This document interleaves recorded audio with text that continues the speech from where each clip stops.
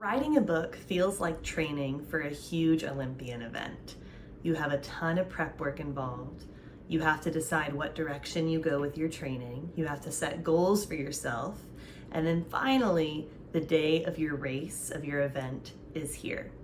When it comes to writing a book, I know that you've had dreams about this book for years, maybe even your whole life. Whether you're writing a fiction or nonfiction book, there's a lot that goes into preparing yourself to actually sit down and start typing or writing. Whether you've been focusing on creating the perfect list of characters or collecting research and data for your thesis, writing a book is an overwhelming task that's much easier said than done. Thankfully, BookBaby works with thousands of self-published authors every year through every step of their publishing journey. Today, I'm here to give you tips and tricks for the most important part of your publishing journey, starting to write. With a new season upon us and school starting back up, your summer schedule is drastically changing. In the fall, there's new events, there's a time change, and there are lots of new activities that could seriously impact when you're able to write. That's why today I want to talk with you about how you can schedule your writing day to have the most productive, efficient, and authentic to you experience possible. When you're writing your book, it's important to remember one major thing. You are writing this book. No one else is writing it for you. What works for some people may not work for you. And unfortunately, becoming a successful author is all about finding what works for you when it comes to creating a story. Today, I'm going to share tips and tricks that have worked for a lot of our authors, and you can take what works for you and reject what doesn't. The first thing you need to do when you're mapping out your writing schedule is find the time of day that you are the most productive. Personally, I do best in the mornings. If I'm working from 7 a.m. until noon, I can get a lot more done. I tend to hit a huge afternoon slump. For some people, you might be more of a night owl. Maybe you're most productive between 4 and 9 p.m. Maybe you thrive in the afternoons. Whatever time of day works best for you, focus on that and try to schedule as many things you can around leaving that pocket of time open.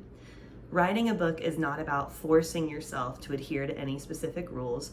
It's about giving yourself grace as you find your footing on becoming an author. If you're brave enough and creative enough to write a book, chances are your brain works a little differently than most people, which might mean that your schedule needs to work differently from most people. There's something really magical about the times of day when no one else is awake yet. Maybe for you, you need to wake up at 4 a.m. and write from 4 to 8 before your family wakes up for the day. Maybe you work a full-time job and your life is crazy, and so you are going to write from 8 to midnight. Many of our greatest writers and poets sequestered themselves while they were writing their books. Victor Hugo wrote his great works secluded on an island. Emily Dickinson wrote a lot of her work late at night or locked up in her room. The thing is, you need to find where you can get away, where you can sequester yourself, where you can find privacy to write your book. Maybe you wake up early, go on a walk, find some inspiration, and then come back and sit at your desk for the morning. Maybe you finish all of your tasks for the day, make yourself dinner, sit at your desk, and write through the night. Whatever it is, find what works for you, and then commit to it. Once you've found the time of day that works best for you, look at your schedule and find which days work best for you. If you have kids, it may be best to do your work while your kids are in school on weekdays. If you're in a dual income household, maybe you work while your partner is away. Maybe you're someone that can only find time to write on the weekends. Whatever it is, look at your schedule and be really brutally honest with yourself. Writing a book is enough of a dream. You don't need to get caught up in flights of fancy and whimsy when it comes to your schedule as well. Be honest, be realistic, and find the times of day where you can sit, be undisturbed, and focus on a single task for a few hours at a time. Now that you've identified which days of the week and times of day that work best for you and your schedule, start to map out and actually write down when you are going to write each day. I know that this may seem silly or superfluous, but writing it out and making a commitment to yourself, making a commitment to your craft will give you more motivation to actually stick with your goals for writing. The best laid plans often have the most potential to get ruined. So give yourself grace. I've said it before and I'll say it several more times. The day that you decide to actually sit at your desk and start writing may end up being the busiest day of your life. So schedule a long period of your year where you plan to work on your story, because you never know what's going to come day to day. There may be some days where you sit down, everything is perfect, and you're able to get locked and loaded and work on your book for 5 hours straight. There may be other days where you're lucky to get 20 minutes here and there. The important thing is you're writing, you're doing it, you're not giving up. So wherever you can find that time, whatever days do end up working for you, cling to them, focus on them. Obviously, we do have a certain amount of control over how our days go. So if you're planning to write on Tuesdays and Thursdays each week, try to schedule all of your meetings and get your errands done Monday, Wednesday, and Friday. Maybe you do all of your grocery shopping on the weekend and do a lot of meal planning on Monday so that your Tuesday is unloaded. Maybe you take your kids to your parents' house on Tuesdays and Thursdays so that you have the house to yourself. Whatever activities take up your time, whatever tasks can cramp out your writing, work with them rather than against them. You may live a life that is very different from your normal flow while you're writing your book. Writing a book is a full-time job, whether you're tackling several hundred pages or a short story. Studies have shown that productivity isn't based on the amount of time you put into something so much as the structure of time that you put into a task. In a 2014 study from an economics professor at Stanford University, he found that most employees are actually more productive when they have more periods of rest and shorter amounts of time to focus on a task. He found that when you work 55 hours a week compared to the normal 40, there's a decrease in your productivity. When you work 70 hours a week, you're no more effective than you were at 55 hours a week. So working more, working longer is not necessarily going to benefit your writing journey. It may be best for you to schedule shorter amounts of time to write over a longer period of weeks and months. One of our very own authors reports her writing schedule this way. Most days I wake up, make a cup of coffee, open my laptop, and proceed to do everything but write. It is all too easy to get distracted in our writing plans, and there are going to be days where you get distracted. But scheduling 15-minute breaks for distraction every 45 minutes is actually a scientifically proven way to get more productive. If you can work and write for 45 minutes, take a 15-minute walk, do a chore, run an errand, call a friend, and then sit back down for another 45 minutes, you could easily knock out 4 hours of writing without feeling completely drained by it. Scheduling short breaks, scheduling short blocks of time to work will make you more productive than if you were to try to knock out writing your entire book in 1 week. For some people, sitting down at your desk and writing for 8 hours a day for 3 weeks straight might really work. You may be able to single-handedly focus really easily. If you're a little neurodivergent like me though, you need to trick yourself into being productive. For me, I find that if my house is in order, if my bed is made, if my dishes are done, if my laundry's been folded, I'm much less likely to get distracted, especially since I work from home. If you're a writer, you probably work from home. So creating a clean and organized environment is going to be extremely helpful. If you're lucky enough to have a home office, make sure that your office is as organized and visually pleasing as possible. Your desk should be spare. Maybe you have things on the wall that inspire you or remind you why you're writing. Maybe you have soft music playing in the background. Maybe you have a window open for some natural light.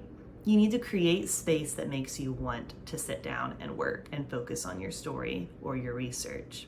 What you're listening to can make a huge difference in your writing productivity. Author Neil Gaiman listens exclusively to film scores while he writes. And this is pretty easy to connect the dots on.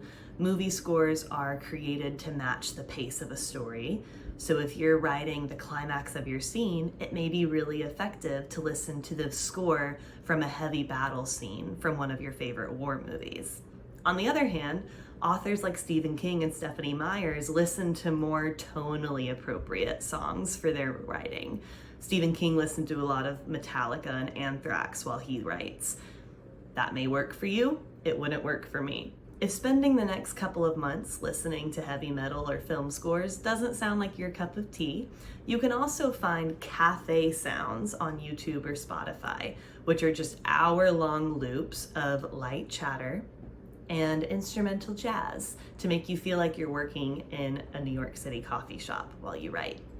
The thing is, you need to romanticize your writing experience. So find the music that gets you motivated, that helps you focus, and then crank it out, listen to it. You've found your schedule, you've set the scene, now it's time to make your goals. Every day looks different. Every day has its own distractions and its own opportunities. So every day before you write, set yourself an achievable goal. There are short-term goals and long-term goals that you can set for your writing. A short-term goal is a daily goal, like in this 45-minute circuit, I'm going to write 3 pages. A long-term goal would be, by the end of this month, I will have half of my book written. So you give yourself something to look forward to, but then you also give yourself something to check off. It's like having a to-do list versus a vision board. Both are effective and both are helpful, but they serve very different purposes. Author Colleen Kelly uses NaNoWriMo to set her writing goals. While NaNoWriMo only takes place during certain months of the year, their website is available for authors year-round. So you can go to their website and create goals for your writing and have a tool that will keep you accountable. Updating your daily word count and watching your line graph tick up, and up may be one of the most motivating things you do for yourself on your writing journey. You may have heard of the gummy bear method when it comes to studying, which is essentially placing a little gummy bear at the bottom corner of a page when you're reading, and every time you finish reading that page, you get to eat the gummy bear.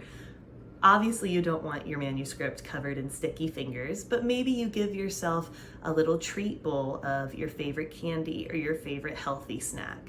And every time you finish a paragraph or a page, depending on your goal for that day, you get to have one little snack. Whatever your daily goals are, it's important that you write your goals down and maybe even share those goals with a friend, a significant other, or a family member. A 2015 study by psychologist Gail Matthews shows that people are 33% more likely to hit their goals when they actually write them down. Find yourself a pretty agenda, a nice notepad, or a whiteboard and write your goals down.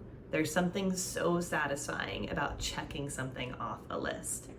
If you have a goal to write 2 pages every 45 minutes and you work for 4 hours in a day, that means you get to check 4 things off your list in a day. To recap, you've made your schedule, you've set the stage for where you're going to write, and you've made your goals.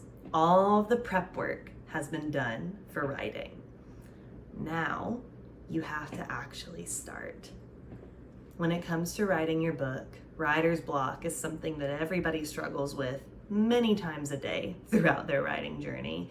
The most common reason for writer's block is the sneaky little monster called perfectionism. Perfectionism is the greatest source of blocking productivity. Perfectionism is the belief that something has to be perfect for it to be finished. The thing is, nothing is ever perfect. No creator ever thinks that their work is perfect. There's always something different you could have done, or something more that you could add, or something that you should have taken away. Perfectionism is often procrastination in disguise. So, the most important thing that you can do to battle perfectionism in your writing is to just put words on the page. BookBaby has amazing editing services that can help you condense your writing. If you have a few pages that are completely insignificant to your plot, but they helped you stay motivated to get back on track, then those pages have value. You need to give yourself a lot of grace on your writing journey. Everybody struggles. Nobody sits down and immediately produces a perfect book. It takes sweat and tears to finish that last page. Another huge component of successfully sticking to your writing schedule and meeting your writing goals is accountability. Whether you have accountability through an in-person writing group, a critique group, or by joining a Facebook page for writers, having other people who are on the same journey as you, who maybe are a few steps ahead or a few steps behind, can make a really big difference on your motivation to finish writing. BookBaby actually has a Facebook page for BookBaby authors that you're welcome to join. And there's also thousands of other writing groups on Facebook or other similar platforms. NaNoWriMo also has a community that you can use to give yourself more motivation to write. Your local bookstore may be able to connect you with other authors in your area. Your local library may be able to connect you with other authors in your area. Whether you meet in person or virtually, it's so important to have people in your corner who know what you're going through. If you've done the work of brainstorming, researching, and finalizing the details of your book before you start to write, then you need to trust yourself as you write. Trust that you know what you're talking about. Trust that you've practiced and prepared as much as you can. If every athlete doubted themselves, doubted their training, doubted their coaches, they wouldn't ever be able to finish a race or catch a ball or make the score. Clearly, I'm a sports person. The important thing in your writing is to trust yourself, trust the process, and just keep pushing forward. You may have an entire week where you can't seem to write anything of value, but eventually, in a few months, you'll look back and you'll see that that week was really necessary for you to process what needed to be put on the page. I hope these tips help you as you begin your writing journey. Make your schedule, find your space, find your groove, set your goals, and give yourself a lot of grace. Find your people, show them your work, give them your goals so they can keep you accountable. It takes a village and a lot of practice to do something as incredible as writing a book.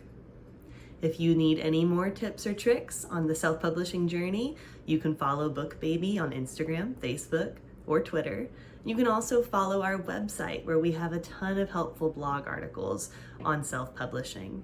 If you don't subscribe to our YouTube channel already, hit the subscribe button and give this video a like to show us that you want more content like this. At BookBaby, we're all about helping writers become authors. And to become an author, you have to finish your text. So, write that manuscript, give yourself grace, meet your goals, and when your manuscript is ready for editing, proofreading, printing, and formatting, we're your people. We hope to talk to you very, very soon.